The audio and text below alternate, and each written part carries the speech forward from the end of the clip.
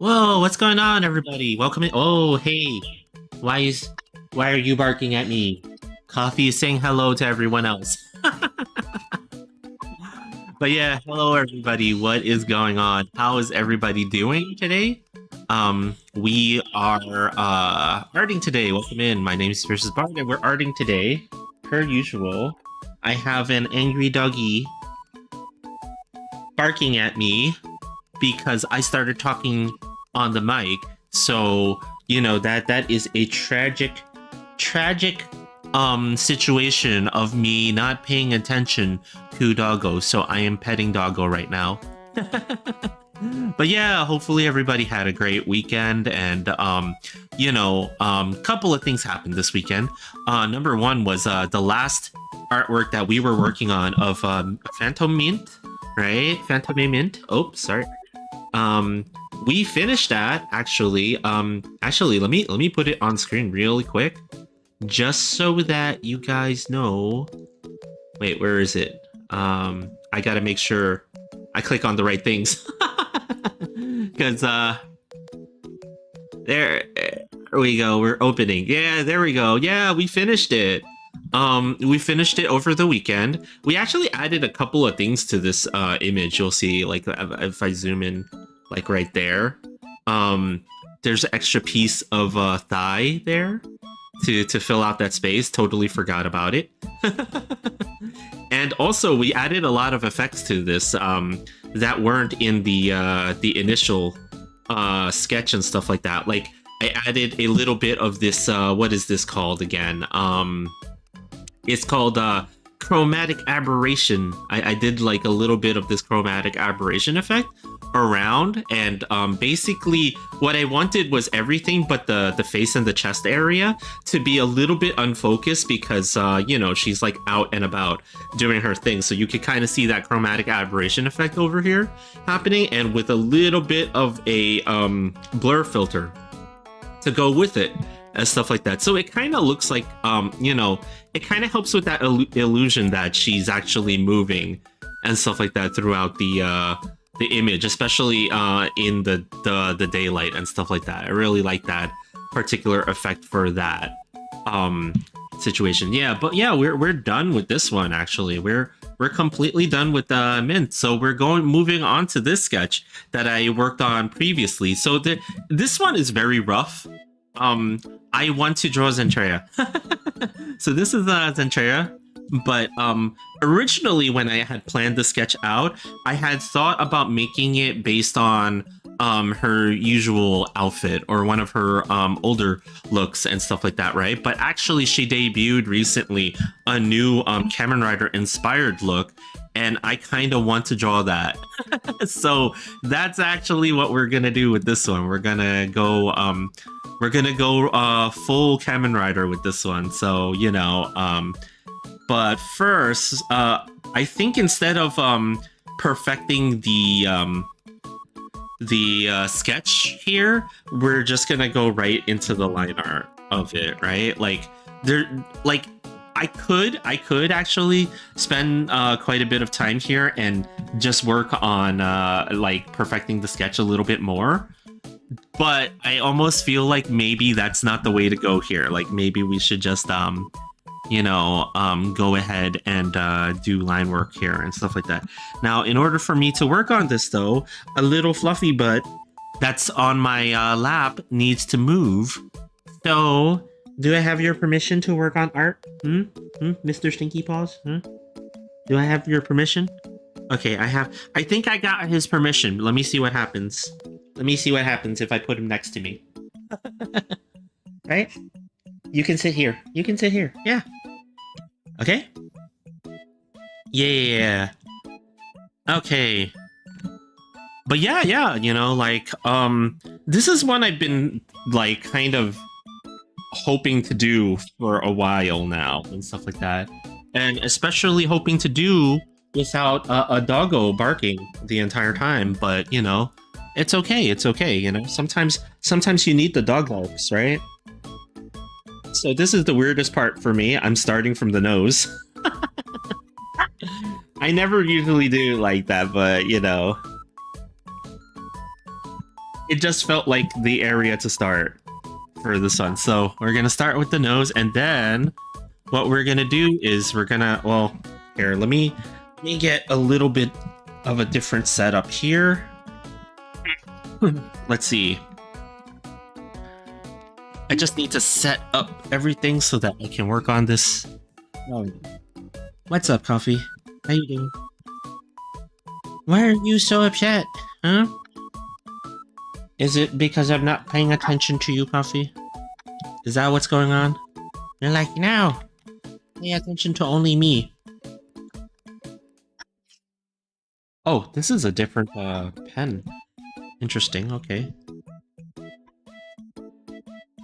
Okay, let's see.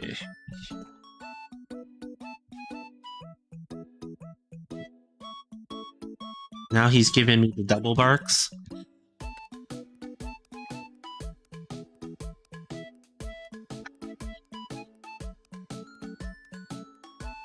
Oh yeah, let me check on something real quick in my settings, real quick.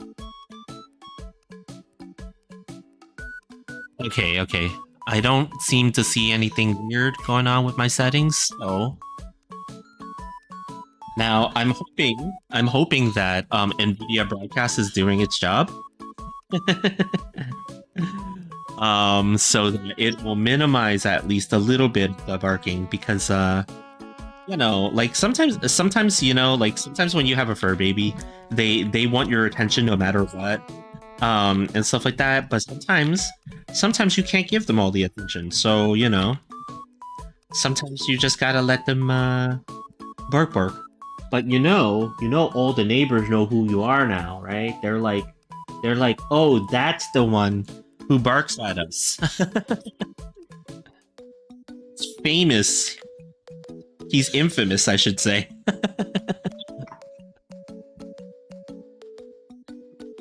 Let's see. Puffy, why are you bark, huh? Why was you bark at me, huh?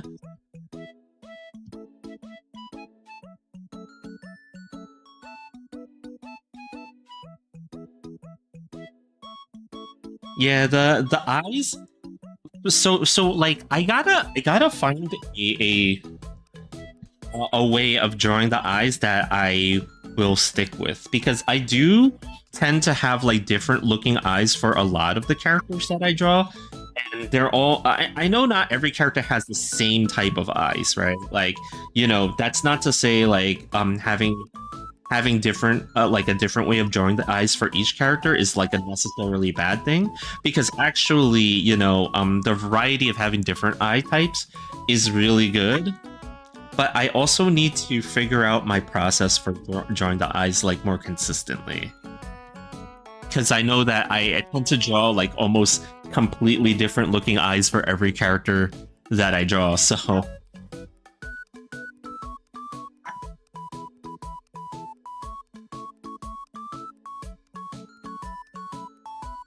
okay, let's see. Coffee, are you still barking? Let's see.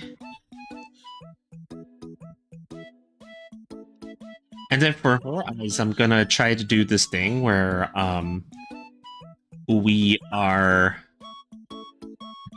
gonna give her like maybe like more closed, I would say somewhat seductive type of looking eyes, if that kind of makes sense.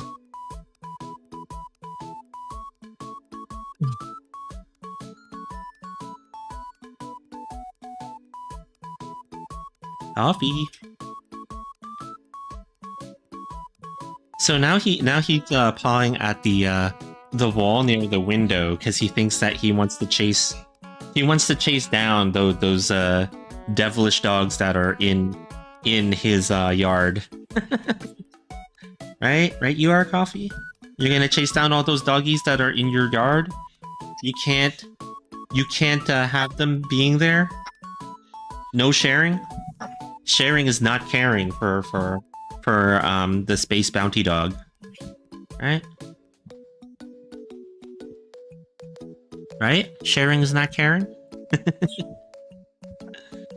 No, Coffee is like a great dog, actually. Except for when he hates on other dogs.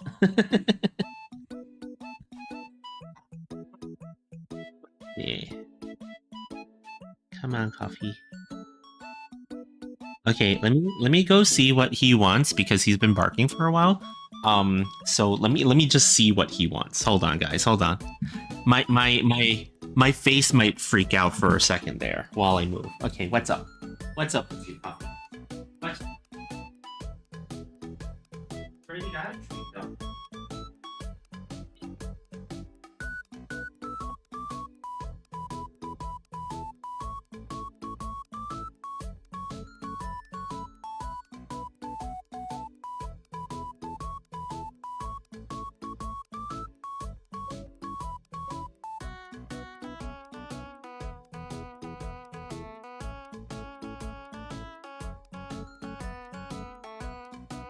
Okay, I'm back. It seems it was treat time for him. He was being barky for the treats, I guess. Mm-hmm. My godmother is.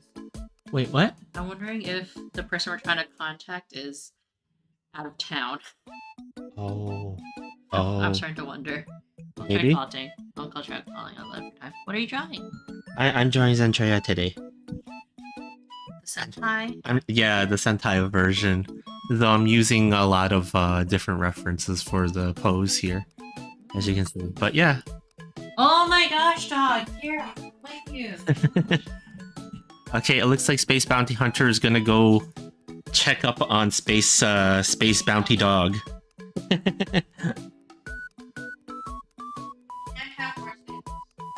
He already got some snacks.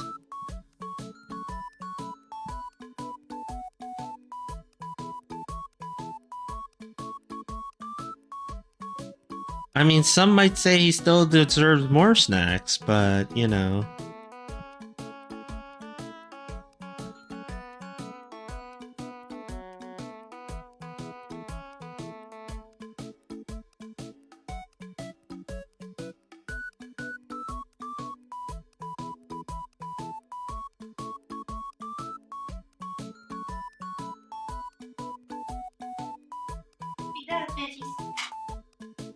Veggie dog?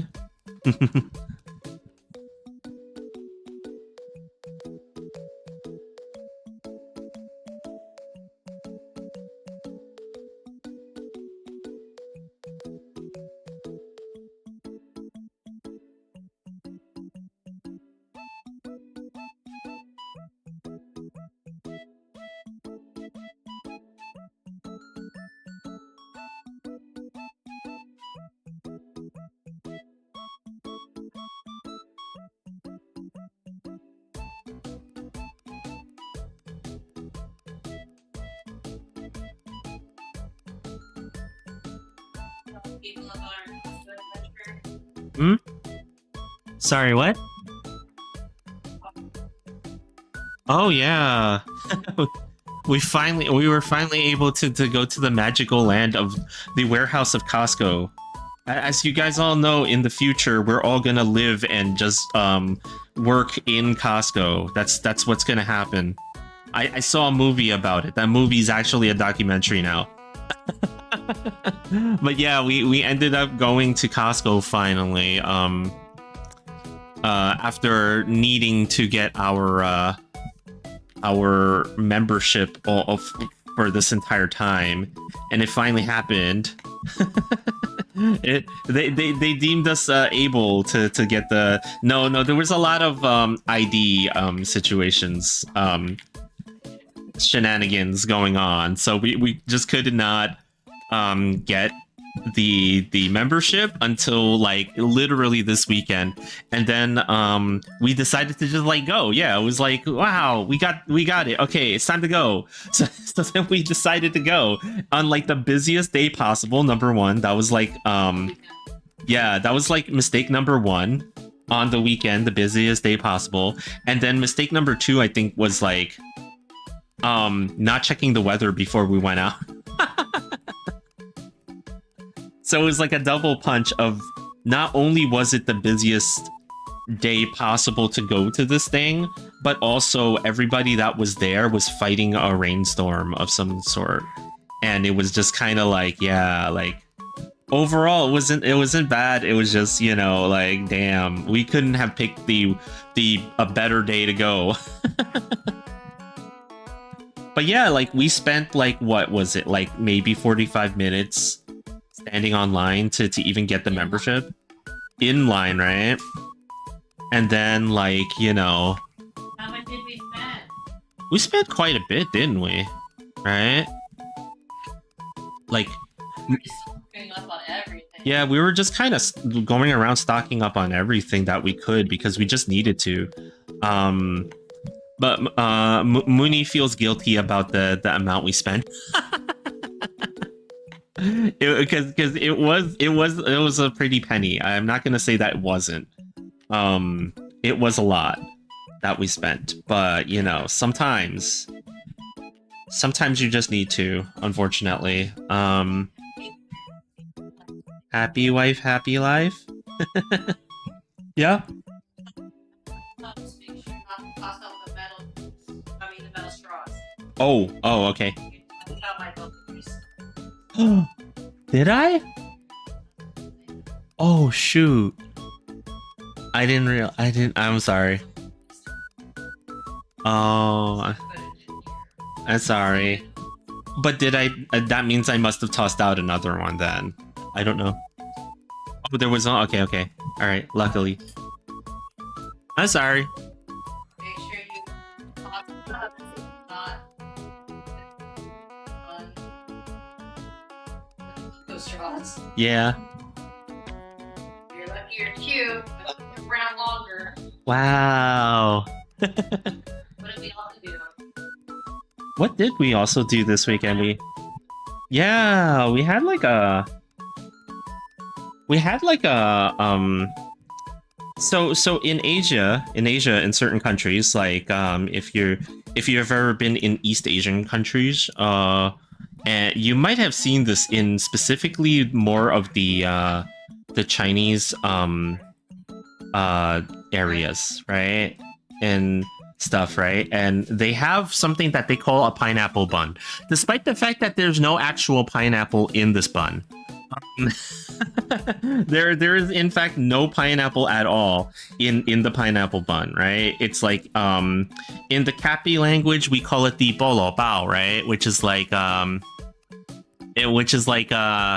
it implies that there's a pineapple in there. Because it's pineapple pattern. I guess maybe it's because it's a pineapple pattern. Maybe that's what they're going for. I don't know, you know, like, but maybe I should look up. I should go on the deep dive and figure out why do they call it the pineapple bun. Anyways, yeah. They did something quite. We went to this restaurant and they did this something. I know this is not new, but it's new to me. Damn it. They basically stuffed it, like they cut it in half and they heated it up and then they stuffed it. Oh yeah, you guys don't even know what the heck the bun is. So the bun is actually a round like pastry, right? The bread itself is kind of just like regular Asian style bread, right? But the top has a crust. It's like a sweet crust that's yellow. I believe they use some sort of egg and sugar and stuff like that to make it. And basically it's just like this sweet bun that's not too sweet, but a lot of people like it for like breakfast and things like that, right? But this time this restaurant decided to, well, okay, maybe not just this restaurant. Again, I'm pretty sure it's not like a completely new thing. It's just new to us. Like, it's like, yeah, it's like they took it, they cut it in half, and they used the bun like a hamburger bun, and they sandwiched some meat inside of it, and stuff like that. And it's like the first time I've had it like that, because I'm more used to how they would cut it in half and sandwich some butter in there. Okay, that's actually one of the things that a lot of the Asian cafes, like the Hong Kong tea houses and things like that, do. They will cut it in half, put like literally cut like a stick of butter, like a square of butter, and put it in there, and that's like a treat that people have. But in this time, instead of doing that, they did like what a lot of Western burger places do with the burger donut, where they cut a donut in half and then they put a hamburger inside of it. This is kind of similar in a lot of ways, but they did it with various meats, like Mooney had the satay beef one, and I had one that was like it's like a filet-o-fish sandwich, only, you know, like it's a fried fillet of fish with the tartar sauce and the cheese, and then inside of this bun and stuff like that. And it was actually really good. Quite oily though, because of you know, that's just how it be. But it was actually really tasty, you know, like rather surprisingly, right? Oh, I'm stuck. But I really need to get like a wireless headset like I have in Cappy Town or something, because when I try to move, I pull my... maybe I should have, right? We forgot to give me my Miku.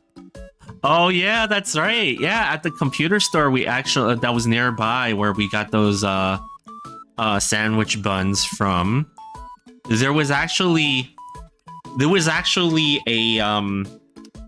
a display where they were showing off some computer parts, and as part of the display, some of the parts that they were showing off were the limited edition Hatsune Miku.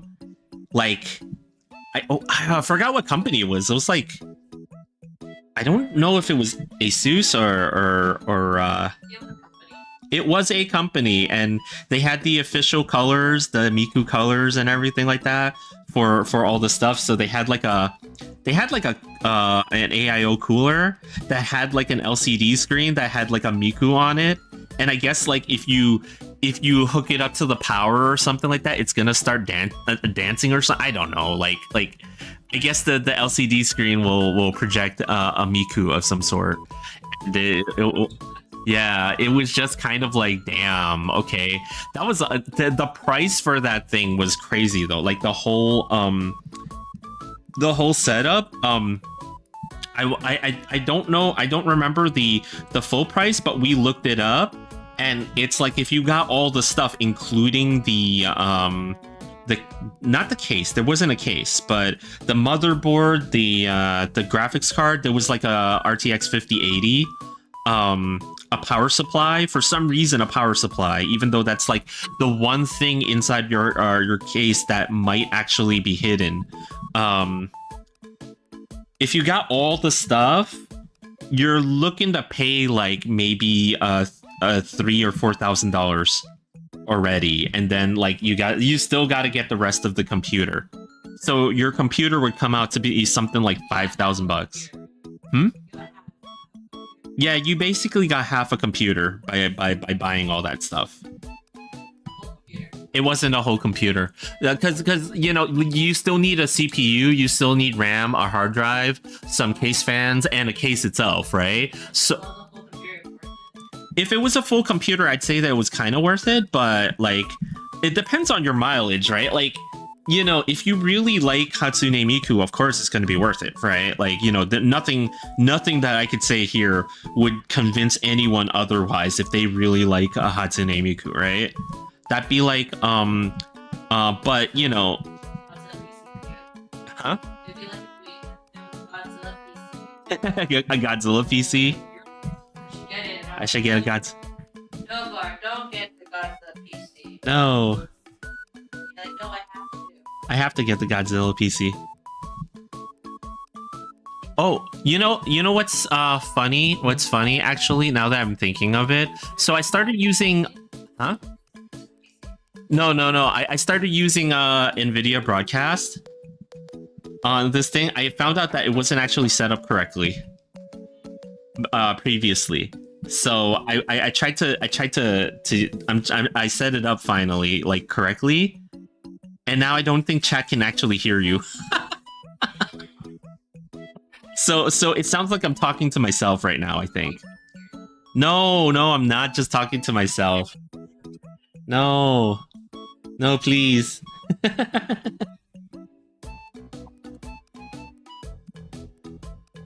But yeah, like,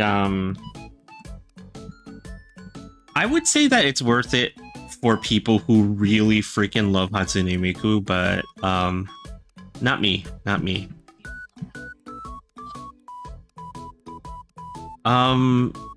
So it's not that, it's just that you have to really love Hatsune Miku, I feel like.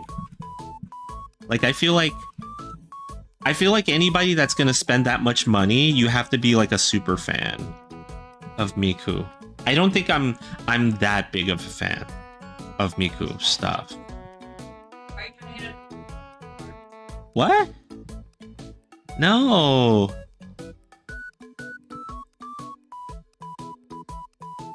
Your spouses accept you for who they are. I didn't say you can't like Miku. You can. I'm just saying getting that PC means that you must be like real, like, for you to feel like it's worth it. Like you get the PC, not me.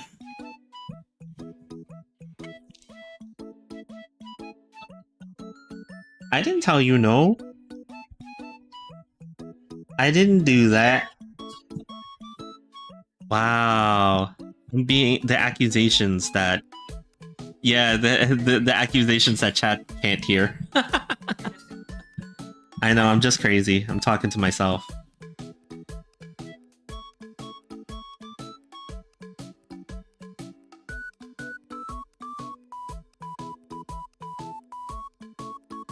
But yeah, it's like, weekend was good for me, though. And now we're back, and I have like a ton of projects to do right now. So, I will be doing a lot of arting, because especially since I guess I can, yeah, I guess I can say it because it's on the site at this point, right? Like, so I actually, me and Mooney, well, not Mooney, I think she will be elsewhere, during said event, but I am going to be officially tabling at a convention. My first official table at a convention that we got into. So I will be tabling at CarrierCon this year, 2026. CarrierCon is in California, near San Francisco, at Alameda. Like, at the USS Hornet, which is, as you guys may have guessed from hearing that name, it is in fact on an aircraft carrier. Like, it's weird, but it's okay. It's apparently a rather popular one, or gaining popular as a convention as of late. So you know, it's gonna be fun. And you know, I can't wait to do it. But you know, I do have to prepare. I do have to go into con prep mode. So I'm gonna be doing quite a bit of artwork outside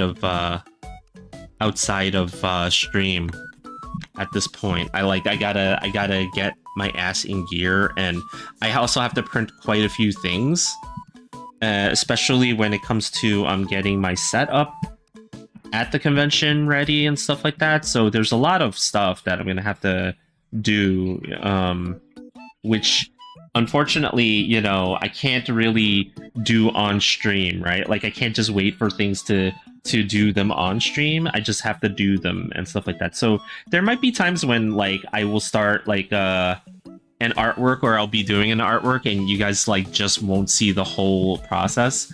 because I'm just gonna have to power through everything as I go and stuff. But it's okay, you know. But yeah, like it's not as though this is the first tabling event that we participated in.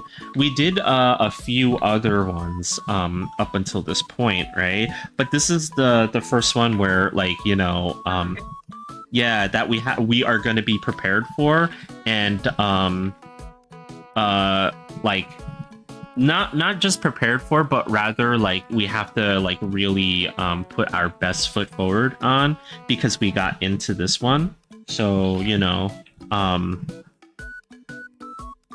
and you know, like I'm gonna try to see with Mooney if we can get into any others this year and stuff, right? Like Miss out on one. we did already miss out on one already. We tried to get into another con this year, but unfortunately the table, the artist alley, it wasn't applications, it was more like first come first serve, and they basically sold them all within minutes, if not seconds, of opening and stuff. And we were both waiting too for it, and we did not get into that one, unfortunately. But, you know, again, just because of that doesn't mean that there might not be other opportunities down the line, right?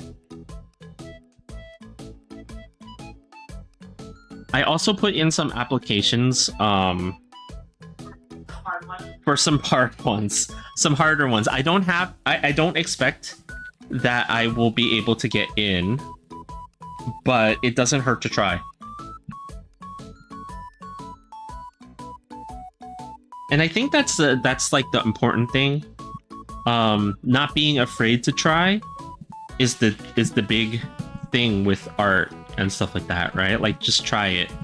Don't worry if it's good or not just yet, you know, like, because if you don't just try for it, then you're never gonna know. Like, what if you could have gotten in, or what if this could have been good, you know? Big break one. Yeah, you know, what if it is, you know, you never know. So, you know, now granted, it's there's a very real possibility that we don't sell anything when we're there, right?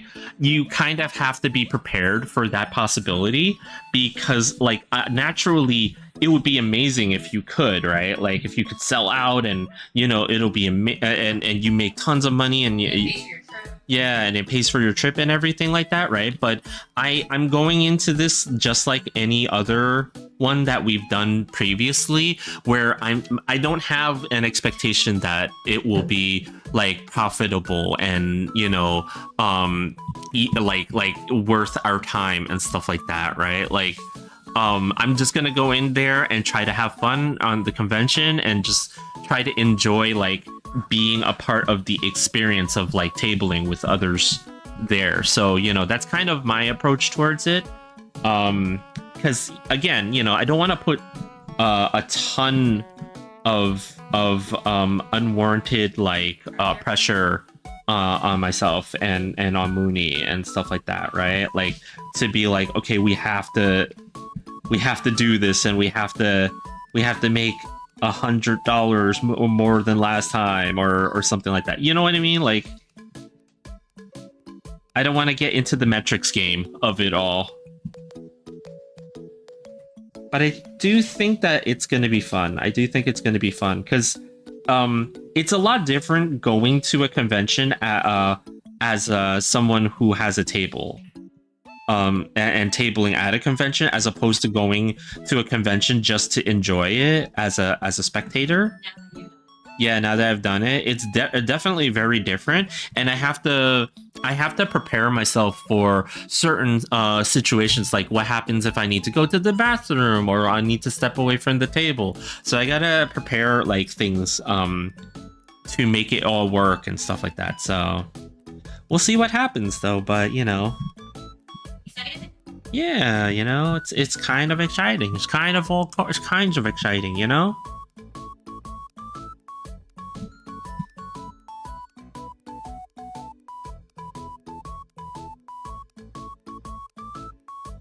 It was kind of weird though. They didn't email me back to announce like anything or whatever. Like they did email me to let me know to pay for it, but then they didn't email me back to tell me where where I was gonna be on the con space. And I actually accidentally found out by going to the CarrierCon website, and I found out on my own. Like I was like, oh look, we're right there and stuff like that. So it was kind of funny. It was like, huh. Like for a minute there, I actually was getting a little worried because I was like, well, we paid for this thing, but like they didn't really talk to us about what's going on, and it's only like a month away. Like what the heck is happening? And then it was like, oh, there it is.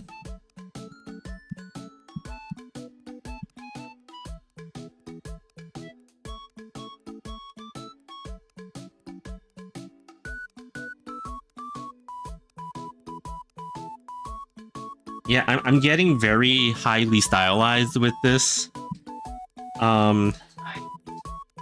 So this is, again, it's very different than what I usually do when it comes to the look of these things. So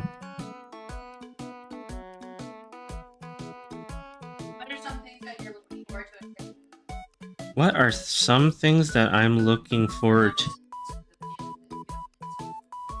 Yeah, so I've never been to the area, the San Francisco area before, or actually anywhere on the West Coast actually. Well, other than Bounty Hunterville, but I've actually, like, I'm just kind of looking forward to the convention itself because I looked up a lot of videos of previous years when they had the convention, just to kind of get a feel for how things go at the convention. I kind of like to watch these walkthrough videos that people have when people go to these conventions.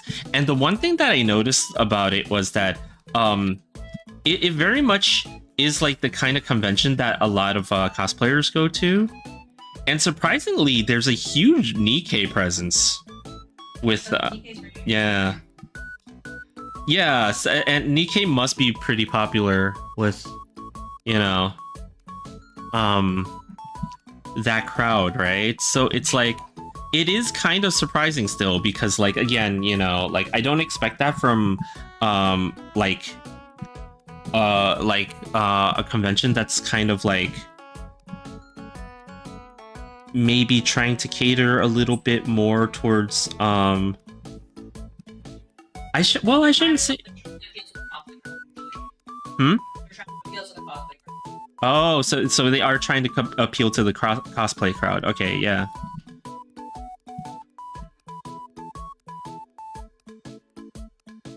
So it's kind of interesting to see that, and then, you know, like it'll be kind of interesting too to see like how everything turns out too with it, because it's like again, there's a huge cosplay presence at this convention, and you know, like from past years' videos and stuff like that, I saw they all seem to like going around the convention space and taking pictures and stuff like that, and utilizing like the actual area and stuff like that. It's like actually kind of perfect for a lot of the things that they want to do in terms of cosplay and stuff like that, right? So it's just kind of like, it would be kind of really interesting to see like what the turnout is like this year, and what the general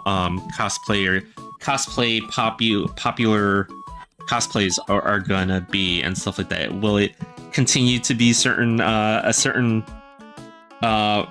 bouncy gacha game, or will it be something a little different? Who knows? I almost feel like the Nikkei thing is gonna continue, because it almost fits, right? Like, it's like if they could, if there were more people that did like Azure Lane, maybe less Kantai, because Kantai is so old at this point, and yeah,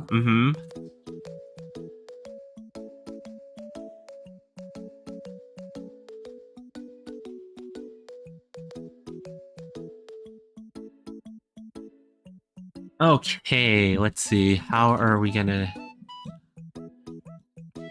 do this now? Let's see.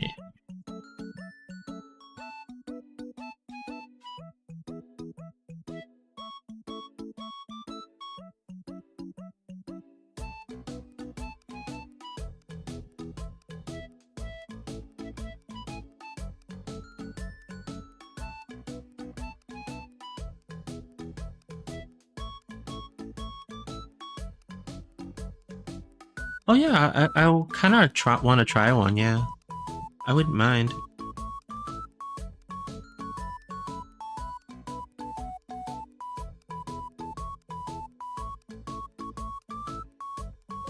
This one is fine. Yeah, thank you.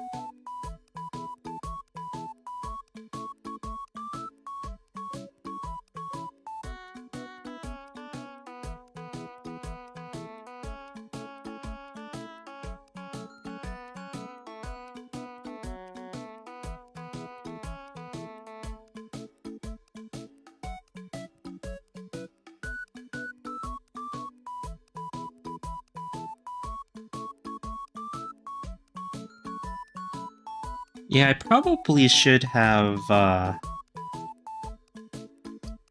done this sketch a little bit better. Like at least defined it a little bit better than I have here, but it's okay because like, you know what? We're just gonna assume that these lines that we're doing are gonna be good. And that's exactly what we want.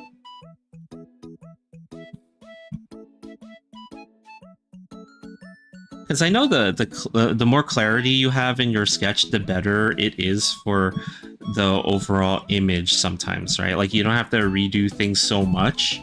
But for this one, I'm just kind of like, you know what? Screw it. I'm just gonna figure it out as I go.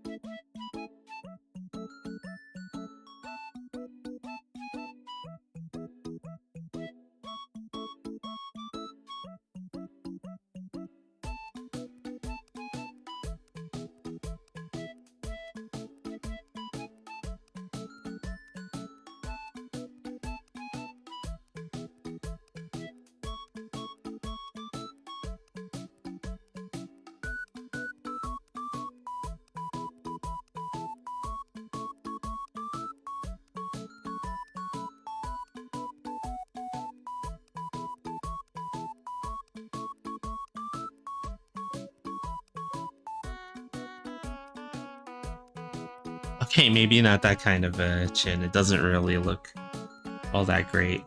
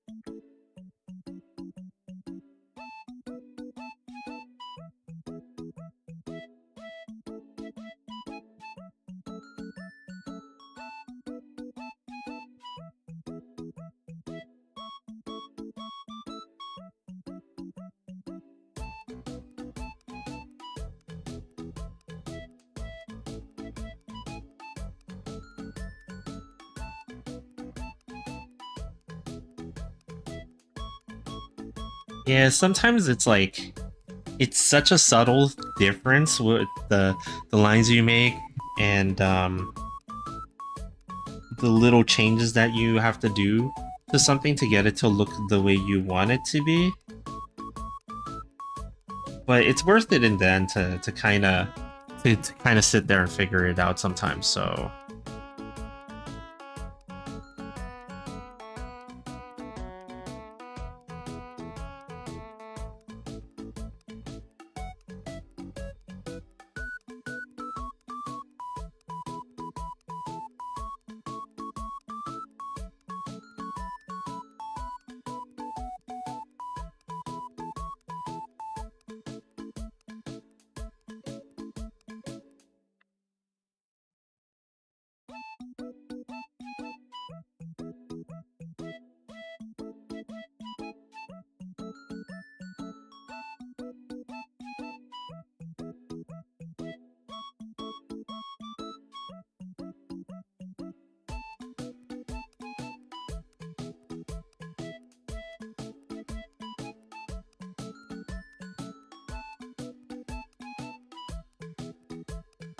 you know, again, it doesn't hurt to.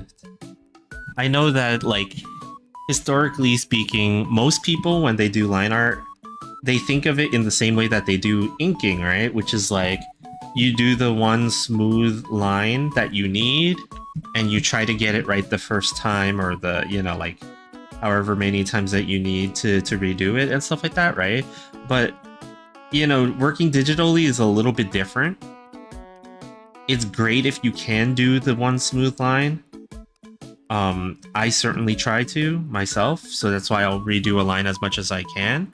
But because of the medium, you don't need to be as perfect as most people would need to be, like with the stuff. So there's a little room for error here. There's just a little room for error here.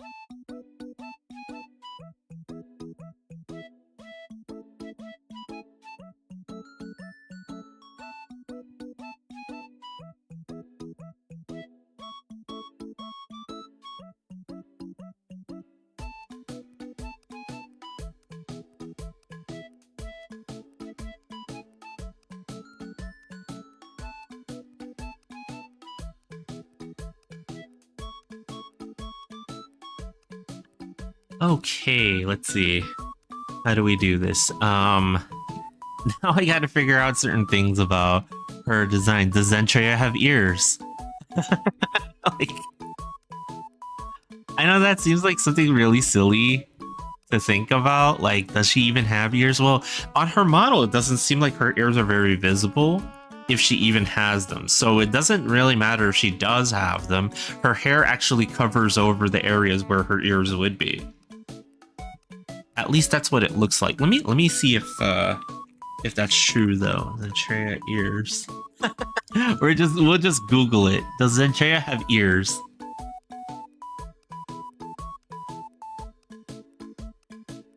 No, it seems like all the artwork featuring her, like at least the official artwork, does not show the existence of ears on her, actually. It might have to do with the dragon biology there, I would say.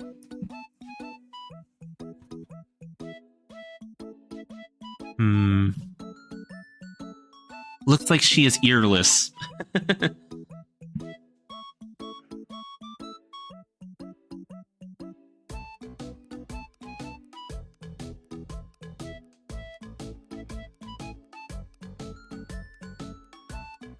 See, on the sketch here, I might have made her head like a little bit too high up.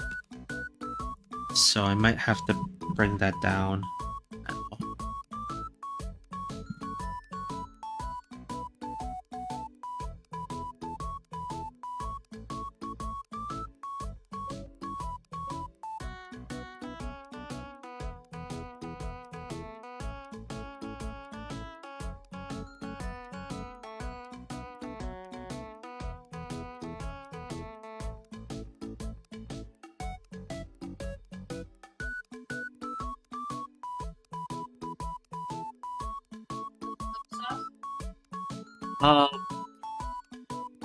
I'm thinking maybe. Yeah, I'll try it without first. Thank you.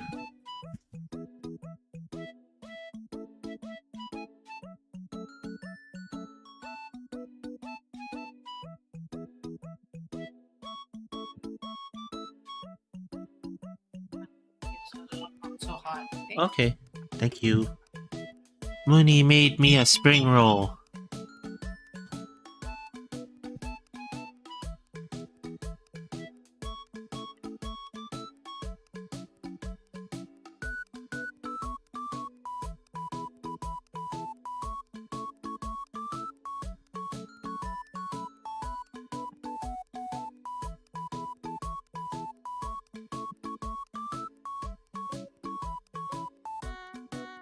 Oh, you know what? This doesn't... Okay. Her hair actually comes down pretty far into her face.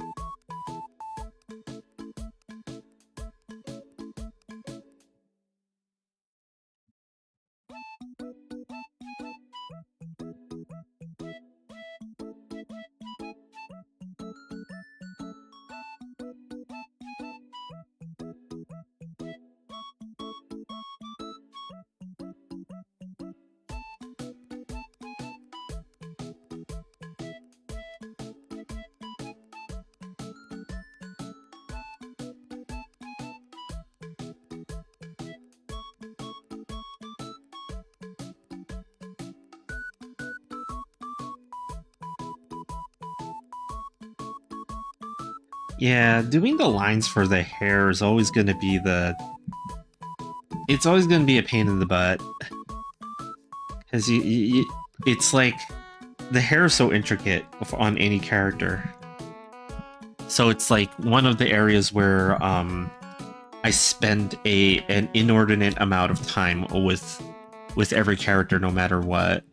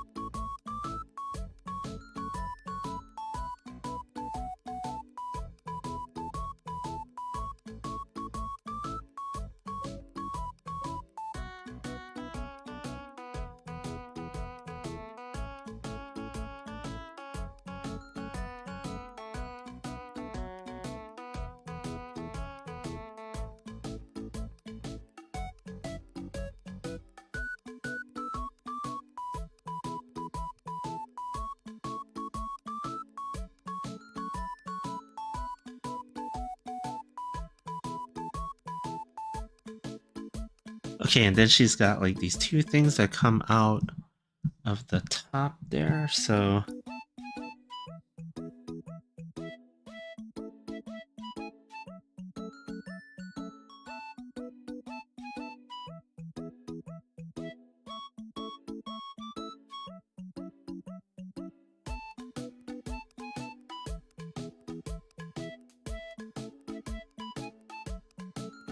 Okay, why is it not undoing? There we go.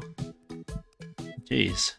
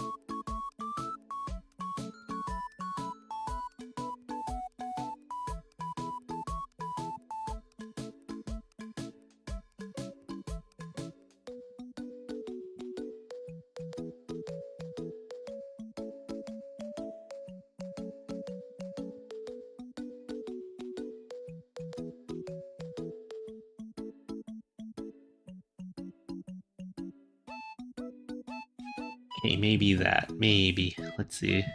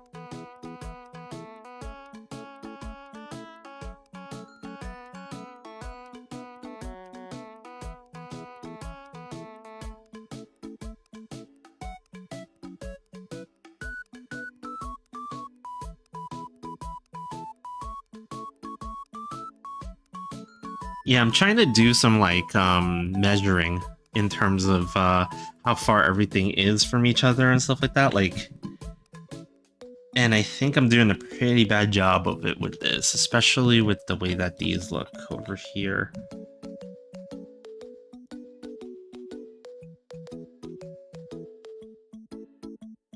I might actually retry this, except for this part over here, which looks okay. You know, this part can be.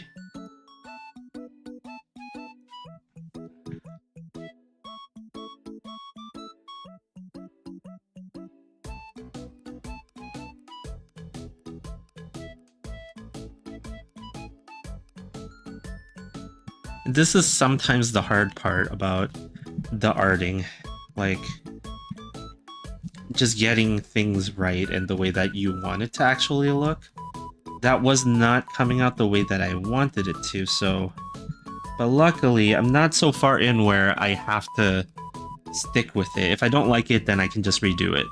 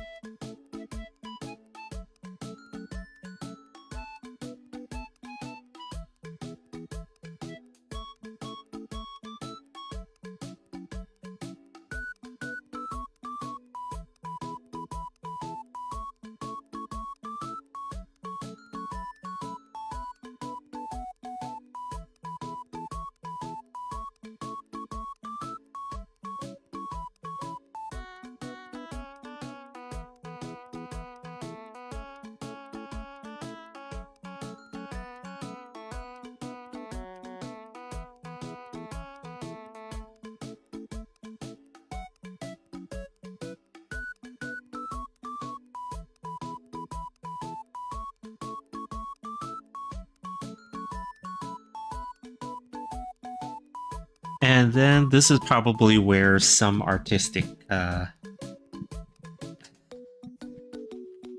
I'm probably gonna just take some artistic license on this part over here, because there's a way that I want to do it that is probably different from the way that she actually looks. But again, sometimes you're allowed to because it's fan art.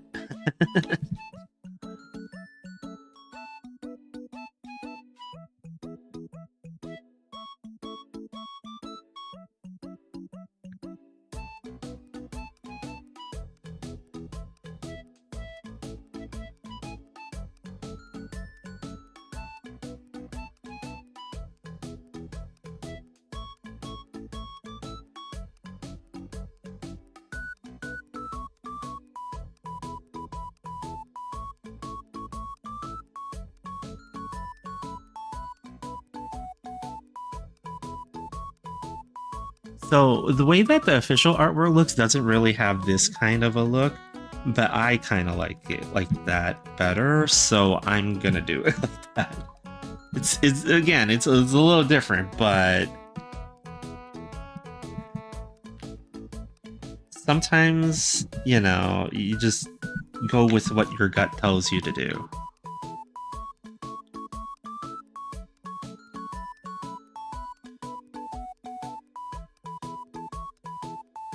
Ugh.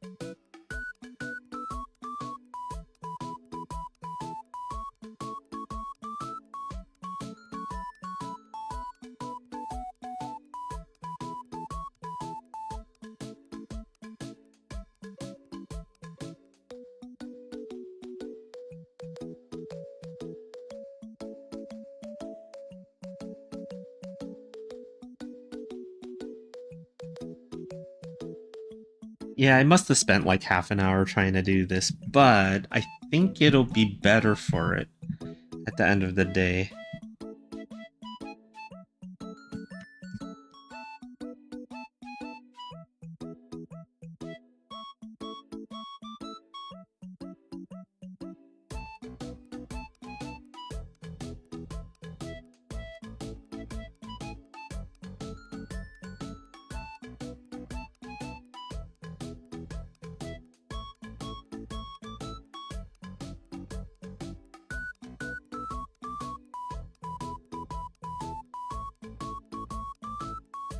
And then the rest of her hair just kind of goes down to where her eyes are. So, okay.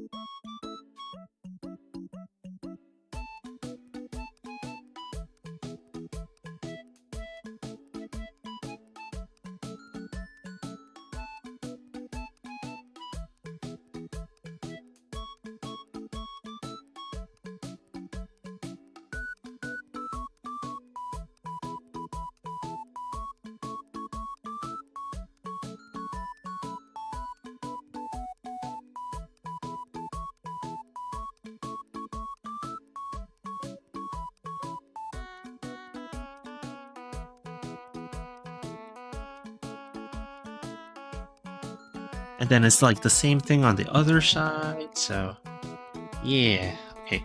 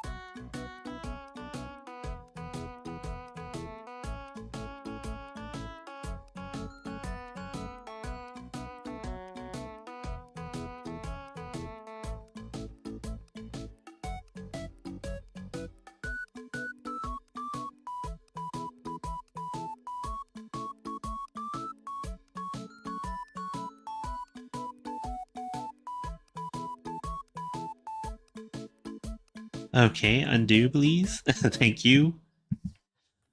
So I fixed most of my issues with uh Clip Studio here, it seems, right? But there are still some lingering issues with like the pen having some phantom presses and things like that. Like things that are rather annoying, but not entirely like experience destroying.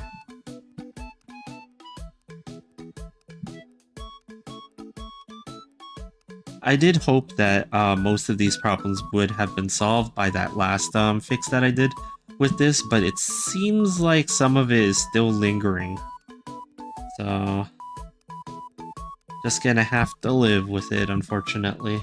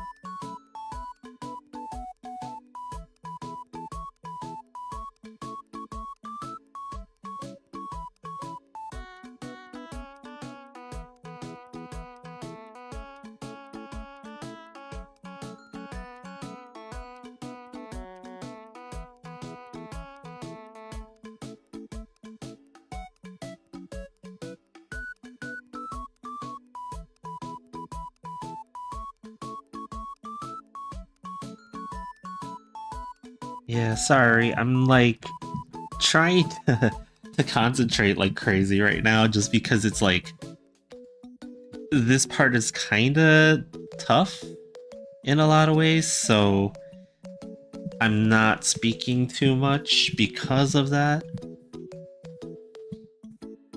Oh shoot. And I'm also having again, I'm also still having a lot of issues with phantom presses from my pen. And what does that mean?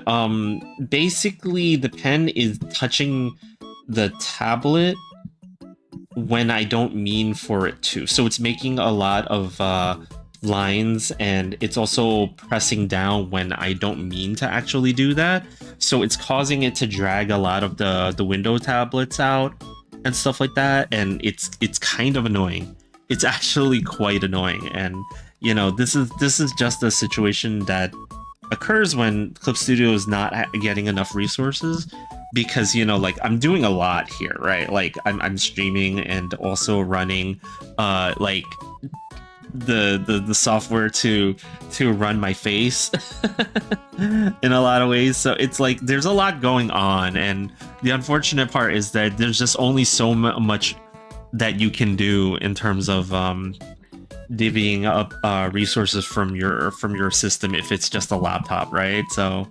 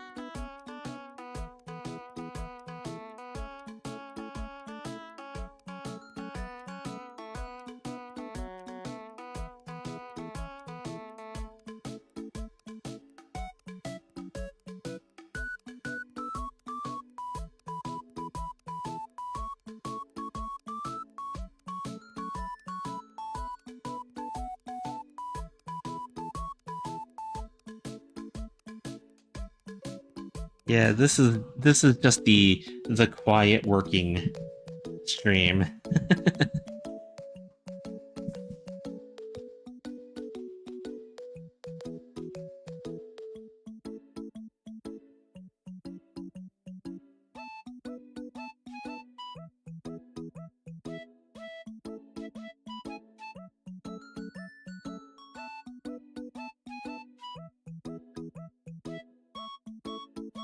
And then maybe one of the ways that I could combat some of these issues that I'm having with resources is to not use, for example, screen recording or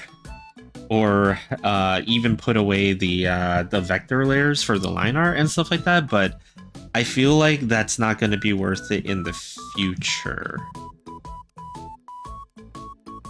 Because like as annoying as these things are, I still need those features on, right? Like at all times, because like especially with the time lapse, you know, like you just really cannot do any art these days without having a time lapse on.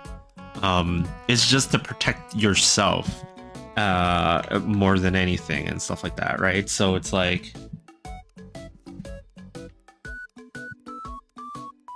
that seems like one of the things that I have to have no matter what.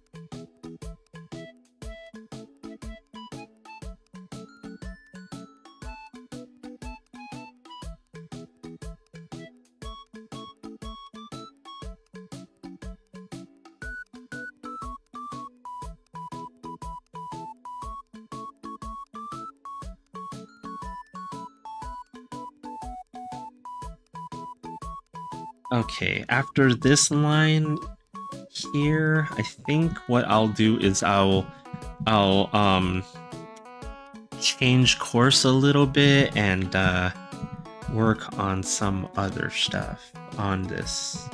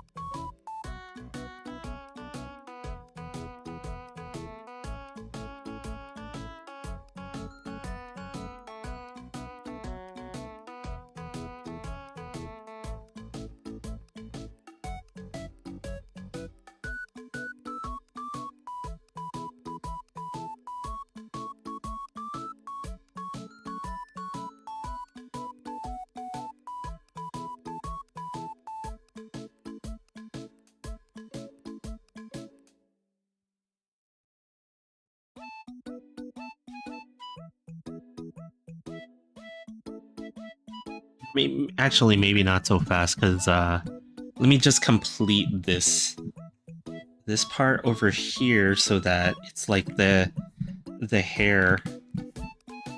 Whoa, okay, it's doing its own thing again.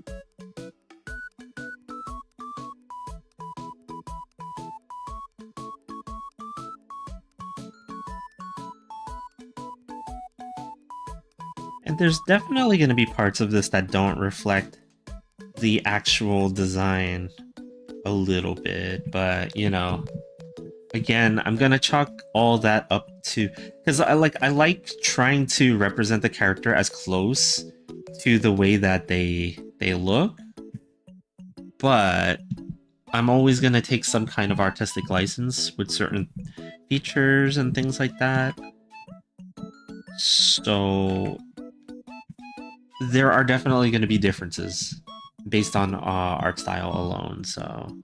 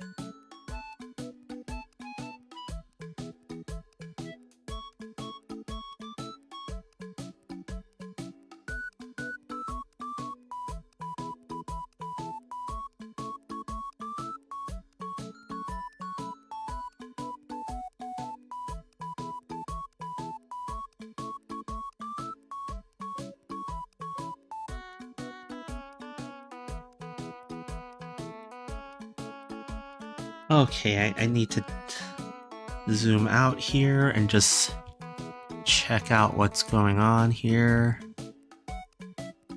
for a moment. Let's see. Zoom, damn it. Okay, hold on. I'm technical difficulties.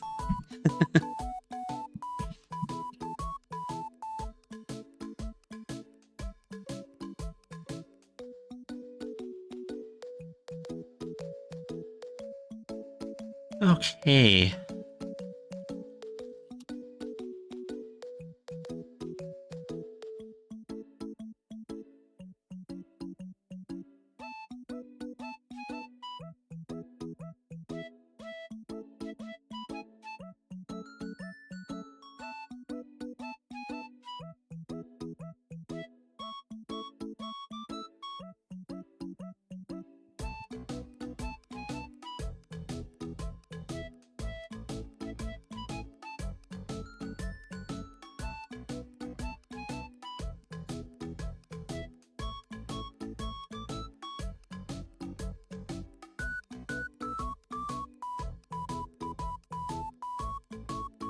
I'm also eating this spring roll.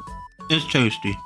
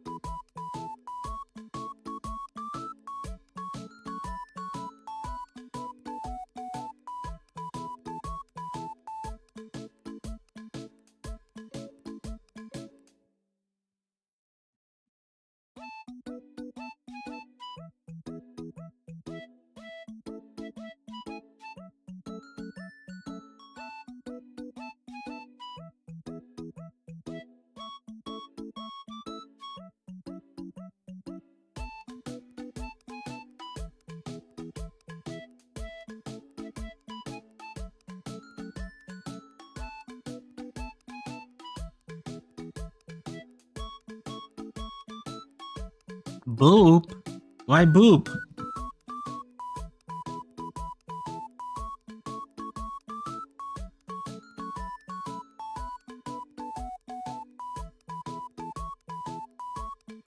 Just cause? Okay. I'll allow it.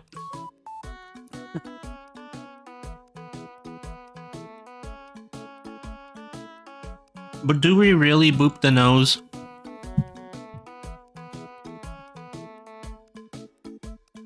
Must we always boop nose?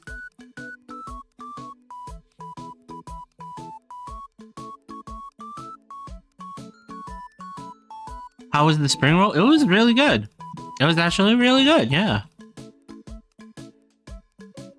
I did like how crunchy it was. But then I tend to like a lot of things that are kind of crunchy like that.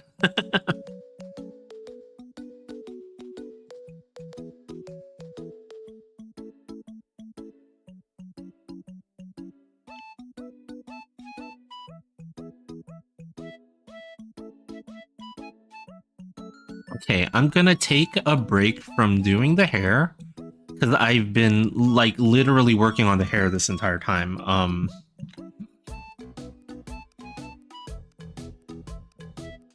And I would like to move on to something else for the time being.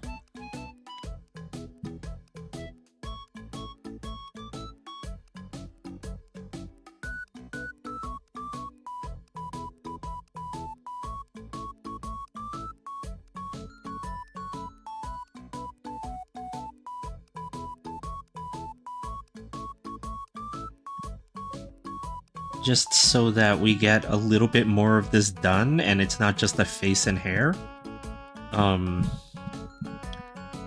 Plus, I do need the rest of, like, a lot of her shoulder, for example, finished first before I move into doing the rest of her hair anyway, so...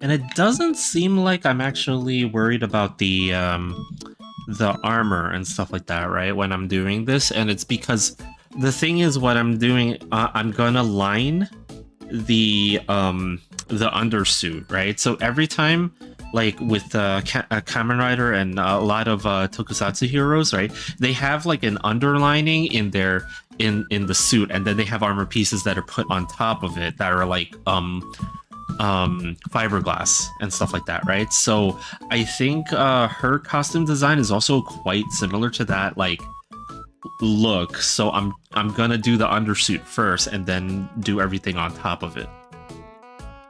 At least that's the approach that I want to do, but we'll see if it works that way.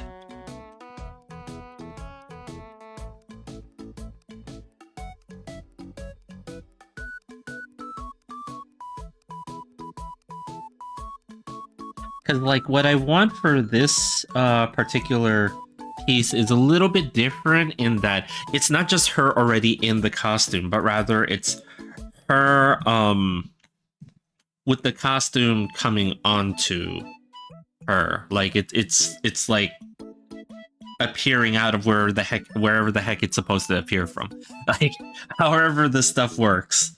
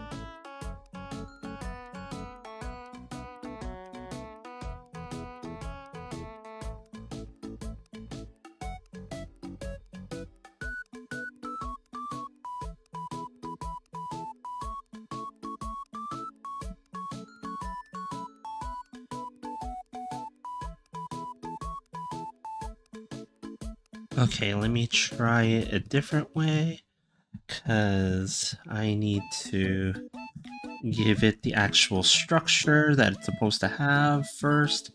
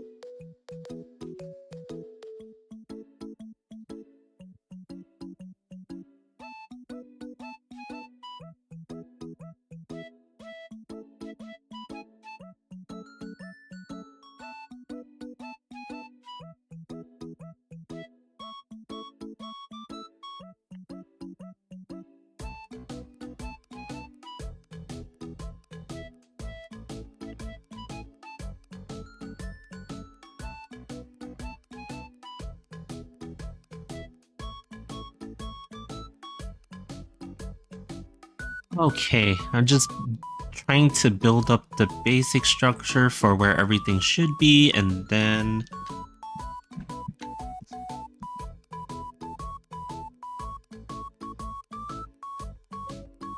let's see if it works that way. Let's see.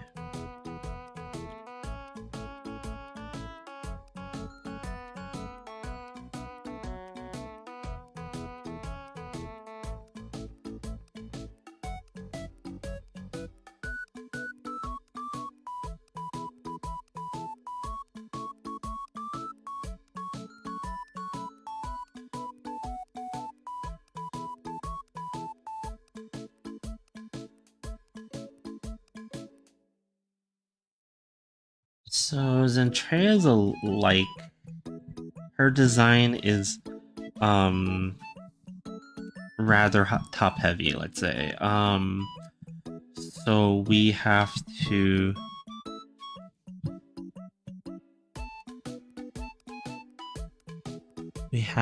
kind of have that.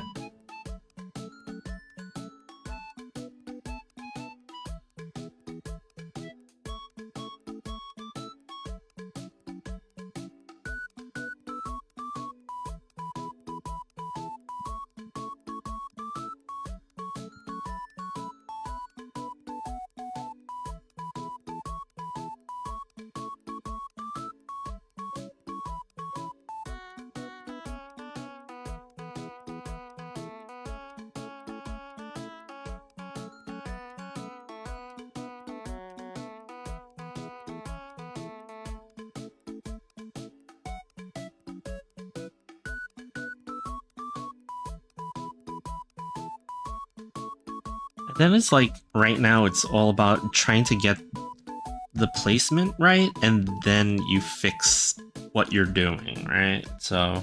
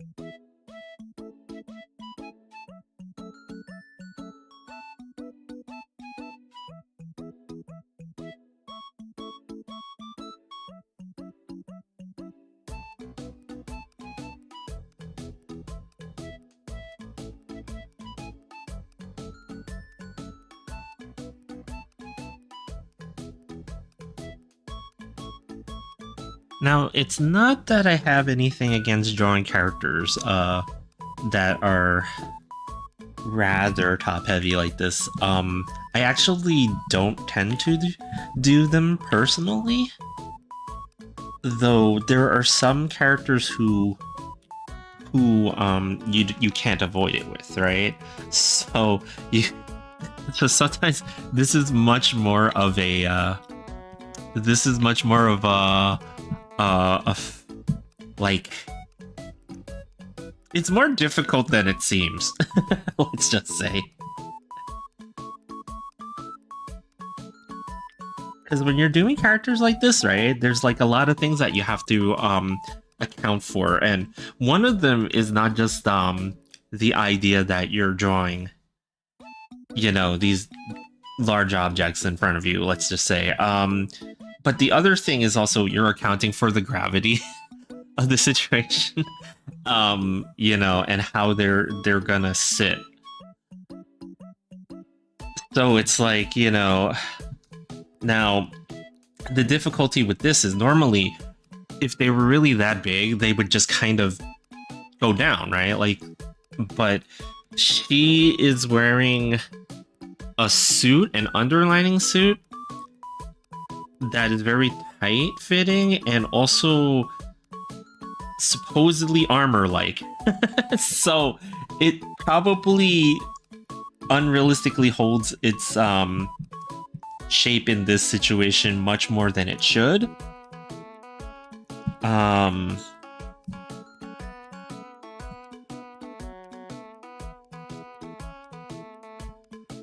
So we're just gonna go with it.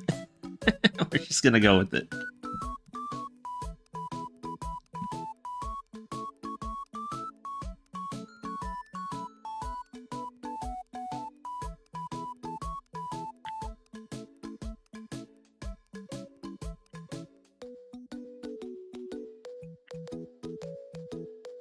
Oops.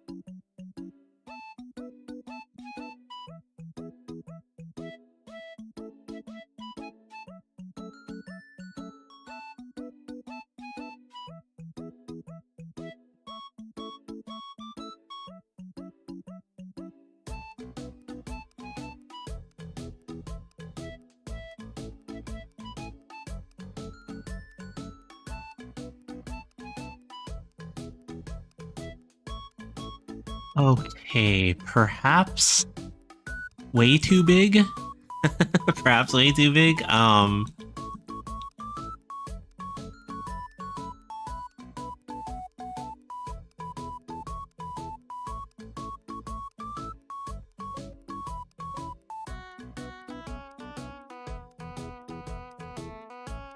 We could do something about this. We could.